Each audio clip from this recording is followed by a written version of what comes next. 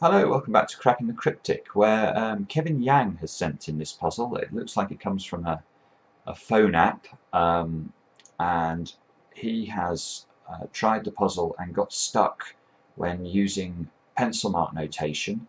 So he's actually using Snyder notation, so in 3 by 3 blocks. What that means is he's trying to limit numbers to exactly 2 positions in blocks. So looking at this block, if we look at where 1 can go in this block, it can only go in 2 positions, and that would allow us to pencil mark ones like that. Now Kevin's populated his grid in this manner, but still not managed to crack the puzzle, and he's not sure how to therefore sort of advance the solve. Is it to go to a full notations method or some other hybrid method? So we're going to have a look at the puzzle ourselves. If you'd like to try it, then please click the link under the video. That'll take you to our software, and you'll see exactly what I'm seeing and be able to try the puzzle yourselves. So let's go. Must be 2's in one of those 2 squares.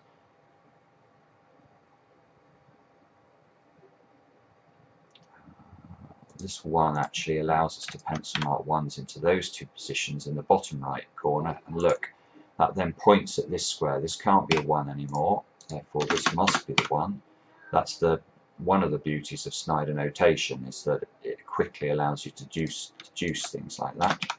Must now be a 1 in one of these 2 squares.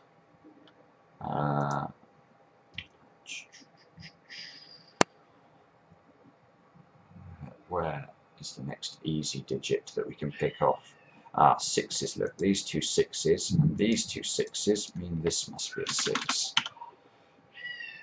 And therefore the 7's interact. That must be a 7.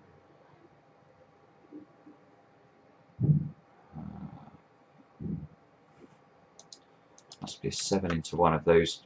7 into one of these 2 squares because of the 7 here and the 7 here.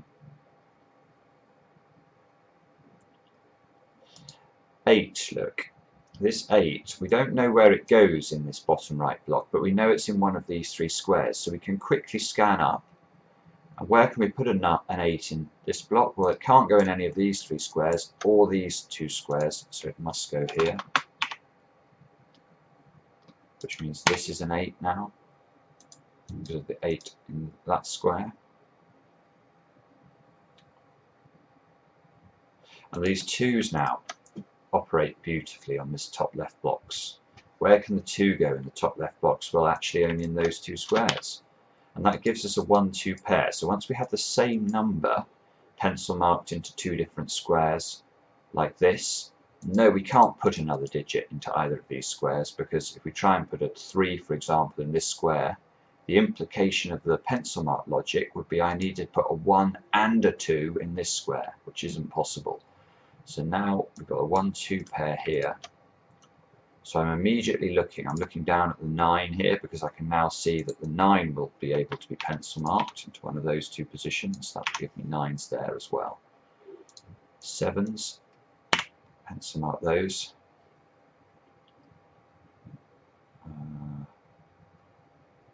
Where can a 4 go in this column? There's a 4 here and a 4 here, so there's actually only one position a 4 can go into. And these 2 squares must be 6 and 9, I think. Yeah, that looks right. 6. Let's pencil mark that like this. 6, 9 here. 6, 9. 2's here. I should have spotted that earlier. Once I've got these 2's in here, that gives me a 2 into that position. Pencil mark 2's therefore into those 2 squares. Oops. 6 here means I can. In fact, that's a 6 because of the 6 down there as well. 6, 6, and a 6 into those 2 squares. 1's, look, on the central block. These 2 1's here allow us to pencil mark 1's there and therefore there. And as soon as I got those 1's, by the way, I immediately looked over here. I don't know where the 1's go, but I can see they're limited to rows 8 and 9. Now, if I could get some sort of equivalence between the ones positioning in the bottom 3 rows, I might have been able to do something there, but I'm not seeing anything frightfully clever. So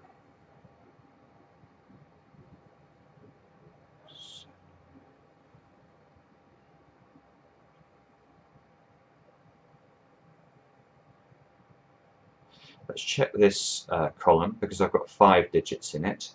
So after this column, it's sort of the best, it's the most filled column. We need 1, 3, 4 and 9. So this square is a bit restricted. That can only be a 3 or a 4. So I pencil mark in the center of the square there. You see these, where the corners are being pencil marked, that's looking at 3 by 3 logic. Central pencil marking is looking at cell logic. It's just looking at this cell and saying this cell can only be a 3 or a 4. That must be a 3 or a 9.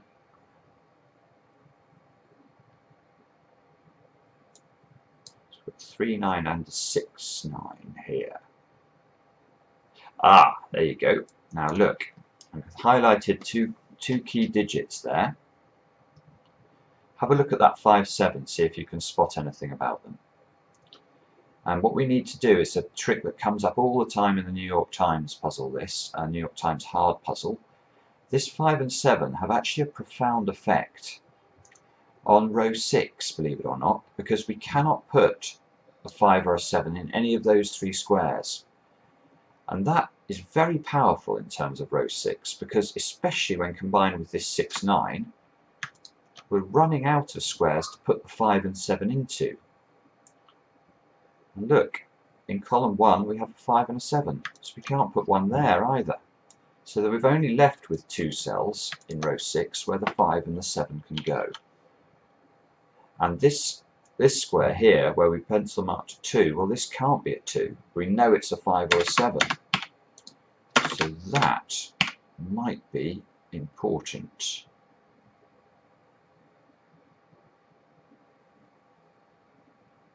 He says, and then nothing happens as a result of that logic.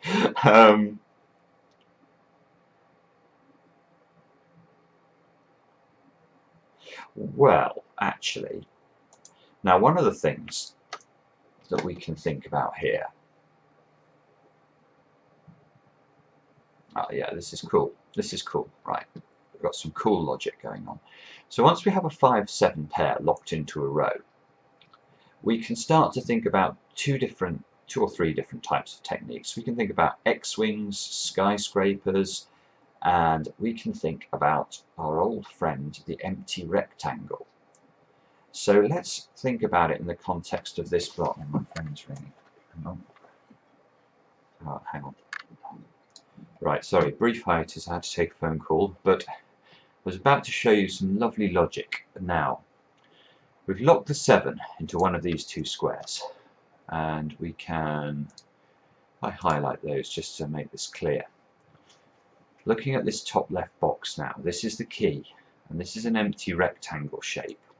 And the key to an empty rectangle, it's a posh way of saying that a number can only point in 2 directions in a 3 by 3 box. So if we look at the number 7 and where it can point in this box, you can see the only possibilities are either that it points downwards or that it points across.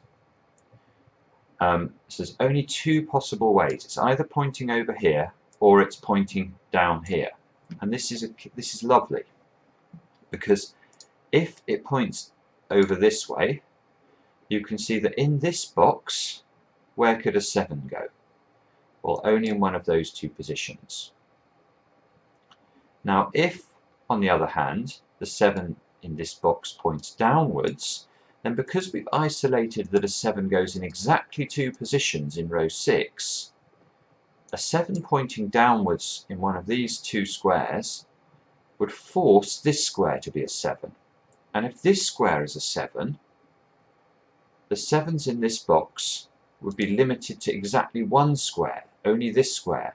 So we know, because of this empty rectangle shape, and the rectangle in question, bizarrely enough, is actually these 4 squares here.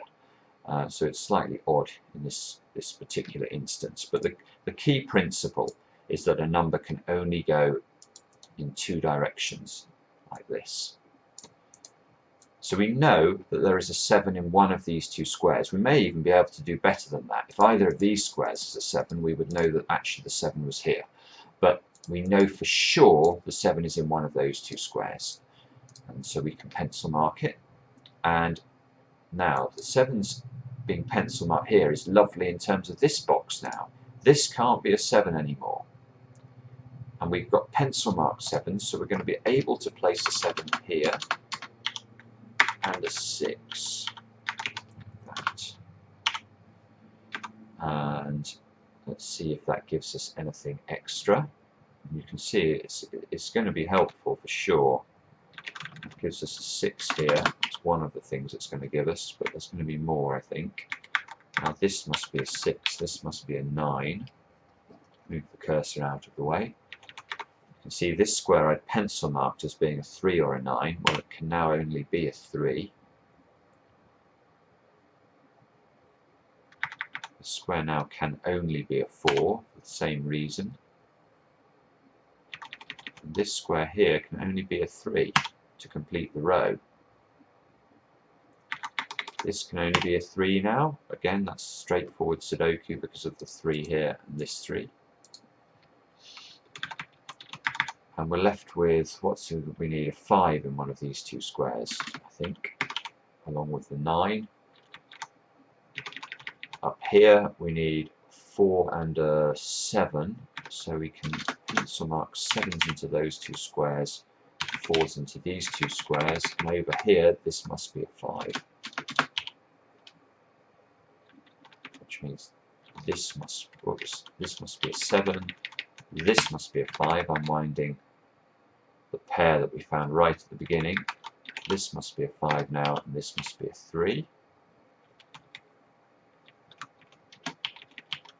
Let's mark some 3s over on the left hand side, and I'm not certain, but it feels to me like we've really broken the back of this now. I think that empty rectangle has really helped us. I hope I'm not speaking too soon. So we need 2 and 8 to complete row 6 now. Let's put the 2 and the 8 in, and you can see, therefore, with this 8 and this 8, in fact, we can unwind that. 8, 2, 2, 1.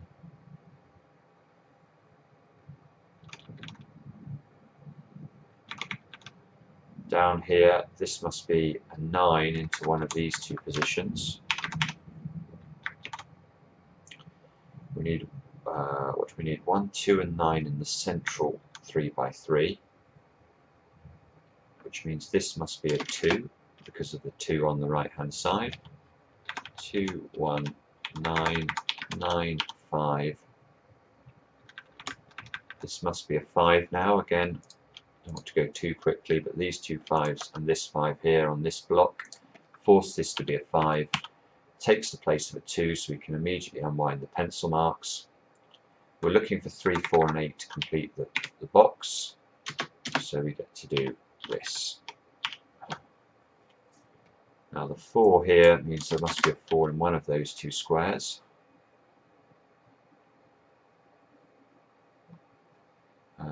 Where should we go next? Maybe have a look at this this column, because we've got so many digits in it. We need 1, 4 and 7. Well, what can this square be? I think only a 1. This can only be a 4. 4, 9, 7 get unwound. This now must be a 9 and a 3. I think that makes this a 7. Now down here we need a 3 and an 8, I think, to complete these 2 squares. I don't know the answer to those yet.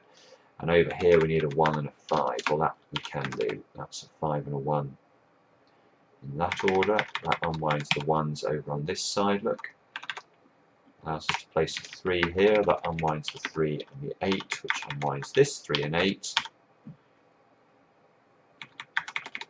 concatenate in that square. Still need a 9 in this block, so that must be 9 and 4.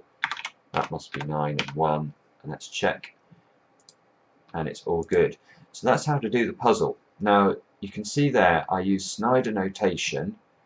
I used this pair, forcing a 5-7 pair there, and I then, once I had these digits locked into the same positions, or to 2 positions I should say, in row 6, I was then able to find this pattern up here to unwind. I didn't need any extra highlighting. I suppose you could say I highlighted the 5 and the 7, which is beyond Snyder notation because that is looking at cell logic. So yeah, perhaps that's the lesson to take away. Start with Snyder. If you get stuck completely, do allow yourself to pencil cells that can only contain 2 digits. That's certainly a way of finding some of the more advanced patterns. So I hope this was a useful video for your solving. As I say, if you do enjoy the channel, please subscribe. We really appreciate it. And we'll be back soon with another edition of Cracking the Cryptic.